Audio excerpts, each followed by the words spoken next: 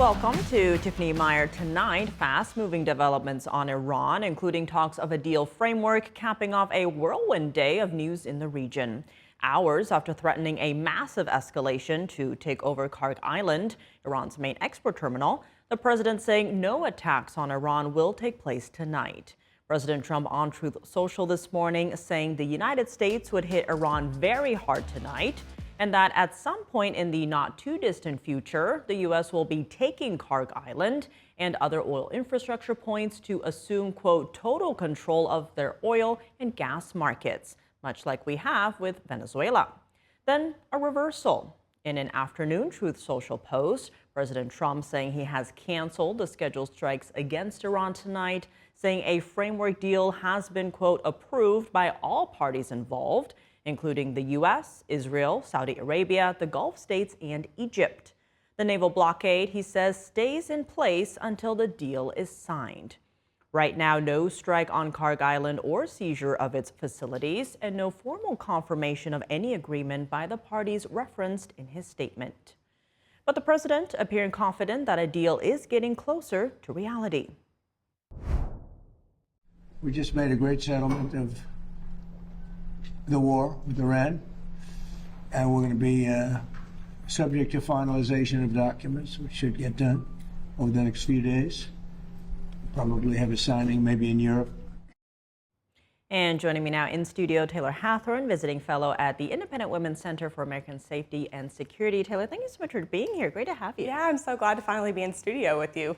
Very exciting. Well, delving right in, President Trump says a final deal has been approved by all parties. What are your thoughts on this and what a working deal would look like? You know, first and foremost, as someone who studied Iran for a long time, I grew up in the Middle East. I'm really proud of what the administration has been able to accomplish so far. But a lot of us have been really loud critics of the fact that we don't think that a deal with Iran is probably coming. We don't think that something is going to be permanent, but not because of the admin, but because of Iran itself. They are not honest negotiators and they are not honest party players here. Our allies in the region, the United States of America, not the problem. It's Iran.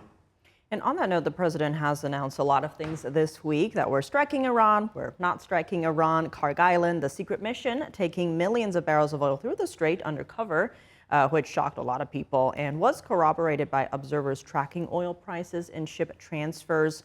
What do you make of how the current information landscape has affected the war and the public perception of it? Well, I think people need to remember that Iran is very, very good at public deception. It is something that they are, like China, like Russia, it's something they are masterminds in. And why wouldn't they use it? Why wouldn't they pull out all stops to pit Americans against each other? The unfortunate reality is that a lot of Americans don't want conflict. Most people around the world don't want conflict. They want to live in peace. But if there isn't a 9/11, if there isn't a Pearl Harbor, a lot of Americans unfortunately do not see the validity of Iran not having nuclear weapons because they cannot fathom the fact that a government in another country would use a nuclear weapon ever again, because they do not play, Iran does not play by the same rule book that the United States and our allies do.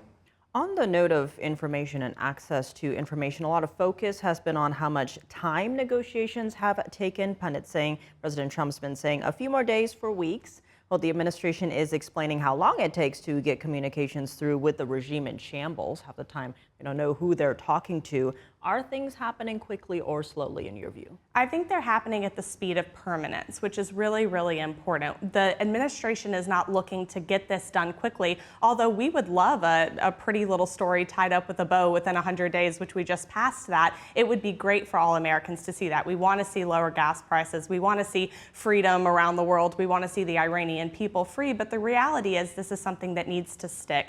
Iran looks at the world and war as a long-term Eastern warfare strategy. We in the West look at it as, okay, the sooner that we can get this done, the sooner we can take out 13,000 targets and 50, top leaders in Iran, the better that it is. That's not the way that Eastern war mindset works. And so Iran's looking at this, okay, what do we have to do to get past the next goalpost? And we don't look at it that way. And so I love that the fact that this admin is really looking at things holistically and understanding what needs to happen to keep Iran at bay for the next 50 years and the next 100 years and the next 150 years.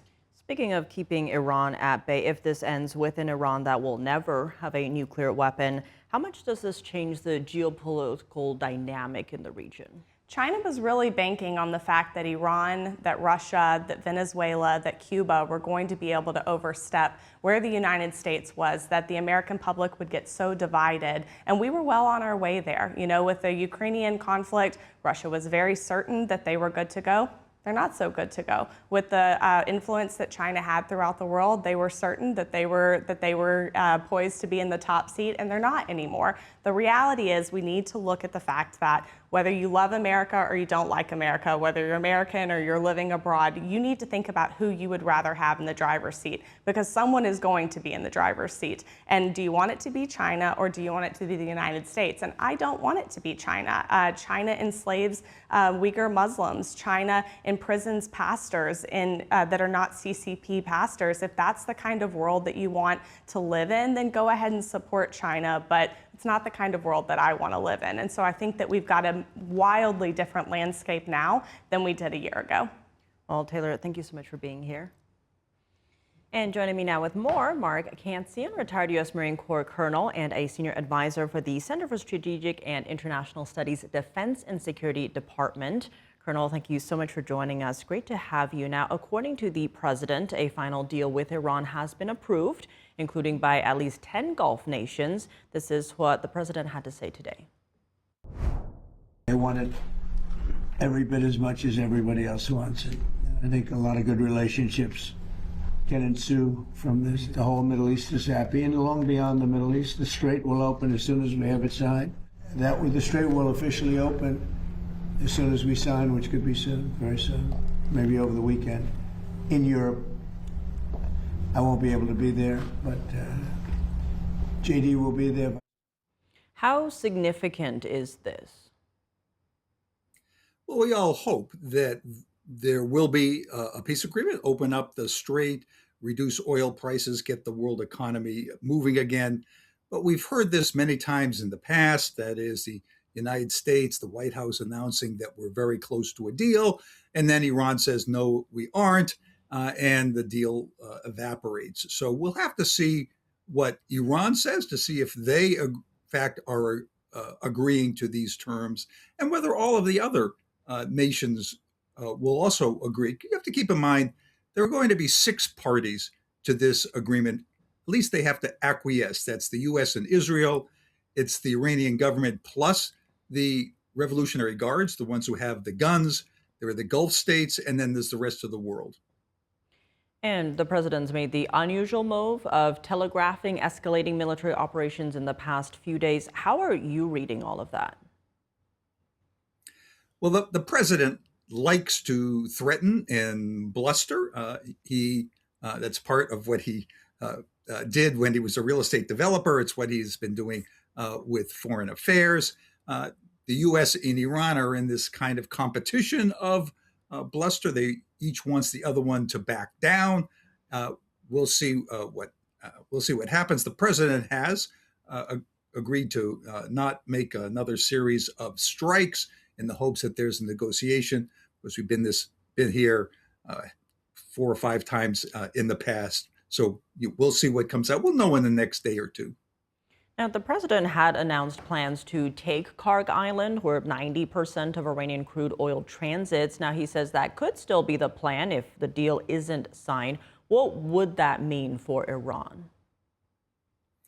Well, taking Kharg Island would put the United States and the coalition in direct control of the Iranian oil industry. 90% of the oil goes through Kharg Island. If the United States were to capture that, then we would control that export of oil, as we've done with Venezuela. That would put us in a very strong position, particularly if we could open the strait, because then the world could get oil from the Gulf, but we would control Iran's oil.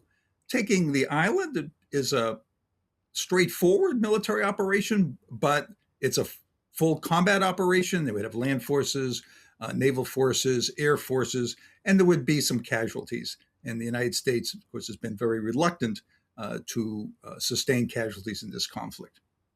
Now, a lot of experts who've studied the Islamic regime say a deal cannot hold, pointing to the ceasefire strikes as an example. What do you think is needed to make a deal actually work? it's clear that any deal we make with the Iranians may well be subverted over time. So we have to be comfortable with a deal that will sustain itself. For example, if the United States required some third party to take control of the Iranian enriched uranium, then that might give us some assurance that they would not be able to easily enrich additional uranium.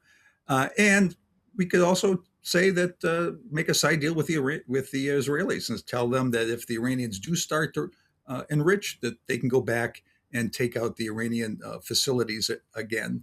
And the same thing with the Strait.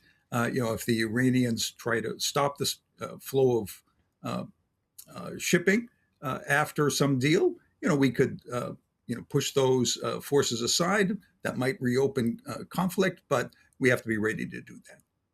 A lot to watch for sure. Colonel Mark Cancian, thank you so much for joining us. Thanks for having me on the program.